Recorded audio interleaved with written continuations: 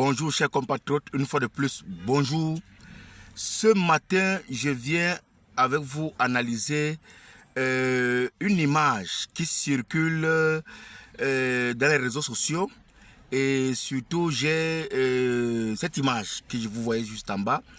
Et j'ai suivi avec beaucoup d'attention et beaucoup d'intérêt l'interprétation qu'a fait le général Valsero et aussi l'analyse qu'a faite Stéphane Tchumbo dans les réseaux sociaux. Et je ne suis pas totalement... J'ai un bémol à donner à leurs interprétations. J'ai un petit bémol à faire ou à donner. Ces gens que vous voyez, Nganou Djoumessi, Ngongo et consorts, ils ne prient pas Dieu. Ils ne prient pas Dieu. Qui vous a dit que c'est Dieu qui priait? Ils ne prient pas Dieu. Ils ne prient pas Dieu, mes frères. Mes chers compatriotes, ils ne prient pas Dieu. Parce que quelqu'un prie Dieu, même s'il est méchant, il y a les limites qui n'arrivent pas à déborder par une certaine crainte naturelle et intérieure.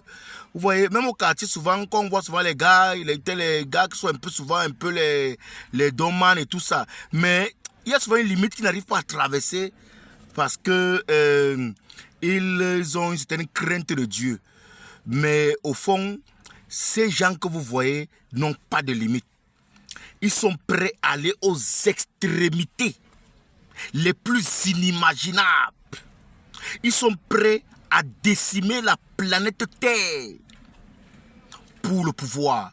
Ils sont prêts à tuer, à mettre en prison, à assassiner à sang-froid pour le pouvoir. Ils sont prêts à mentir en te regardant droit dans les yeux. Ils sont prêts à des sacrifices, à du satanisme dans une expression superlative. Donc, ces gens ne prient pas Dieu. Ils ne prient pas Dieu. Vous savez ce qu'ils prient? Ils prient Satan. Ils invoquent Satan. Ils invoquent le diable.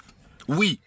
C'est pourquoi après cette prière ou cette rencontre, vous allez voir, ils sont encore chargés plus d'énergie, plus de détermination à faire le mal. Comment comprendre que quelqu'un qui sait, comme Gongo, qu'il y a plus de 5000 Camerounais en prison, plus de 5000 en prison à cause de lui, parce qu'il veut le pouvoir, qu'il y a plus de 20 millions de Camerounais qui misaient dans une extrémité inimaginable, qu'il y a des familles qui n'arrivent pas à boire de l'eau à cause d'une seule personne. Comment comprendre qu'il y a des gens qui sont morts à cause de lui? Et il dit qu'il va prier Dieu. Non, ce n'est pas Dieu qui prie, c'est Satan. Comment comprendre qu'après ça, il est toujours debout, toujours,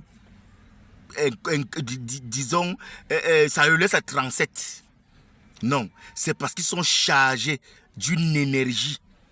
Une énergie qui est en cohabitation ou en connivence avec cette méchanceté, ce diabolisme. Cette énergie, c'est Satan. C'est le diable. Il ne prie pas Dieu.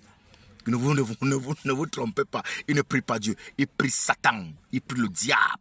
Ils invoquent l'esprit du démon.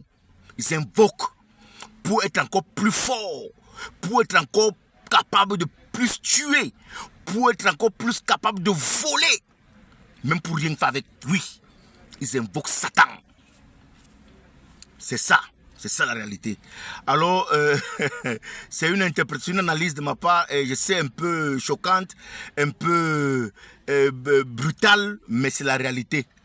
Beaucoup me diront, pardon, chers frères, abonnez-vous à cette page. J'ai beaucoup à dire, beaucoup à donner à mon peuple que j'aime si fort, si haut et si vrai. Alors, beaucoup me diront, pourquoi, que fait cet évêque-là s'il prie le diable, si l'évêque va prier le diable, pourquoi l'évêque de Bâle est là? Bon, là-bas, c'est sans commentaire. C'est sans commentaire. Ceux qui me connaissent ceux qui me connaissent ma vie, connaissent mon passé, savent que ce point, je ne peux pas le toucher de n'importe quelle manière. C'est sans commentaire. C'est sans commentaire. La présence de l'évêque là-bas, c'est sans commentaire. Chacun peut dire en commentaire ça part. Pour le moment, chers Camerounais, chers frères, chers compatriotes, soyons debout. Le combat est rude, le combat est fort et nous avons intérêt à ce que nos enfants ne soient pas dirigés par ces gens-là. Non, nous avons intérêt à ce que nos enfants ne soient pas dirigés par ces gens-là. Oui. Merci et je vous aime.